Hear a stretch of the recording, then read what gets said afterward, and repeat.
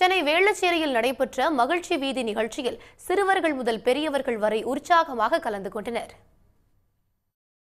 சென்னை வேளச்சேரியில் 2வது வாரமாக மகிழ்ச்சி வீதி உற்சாகமாக கொண்டாடப்பட்டது.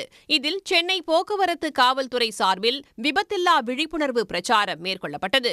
மகிழ்ச்சி வீதியையொட்டி வேளச்சேரி பகுதியில் காலை 6 முதல் 9 மணி வரை போக்குவரத்து மாற்றம் செய்யப்பட்டது. வேளச்சேரியில் 2வது வாரமாக நடைபெற்ற மகிழ்ச்சி வீதி திருவிழாவில் இசைக்கப்பட்ட பாடல்களுக்கு இளைஞர்கள் மட்டுமின்றி பெரியவர்களும் குழந்தைகளாக மாறி நடனமாடி மகிழ்ந்தனர். ஷட்டில், கூடைப்பந்து, டேபிள் டென்னிஸ், ஸ்கேட்டிங் போன்ற விளையாட்டுகளும் இடம்பெற்றிருந்தன. இந்த ஏஐ இருக்கிற இந்த காலத்தில் ஹியூமன்ஸை கனெக்ட் பண்ணி இந்த மாதிரி ஈவெண்ட் பண்ணுறது ஒரு பெரிய நல்ல ஒரு விஷயம்.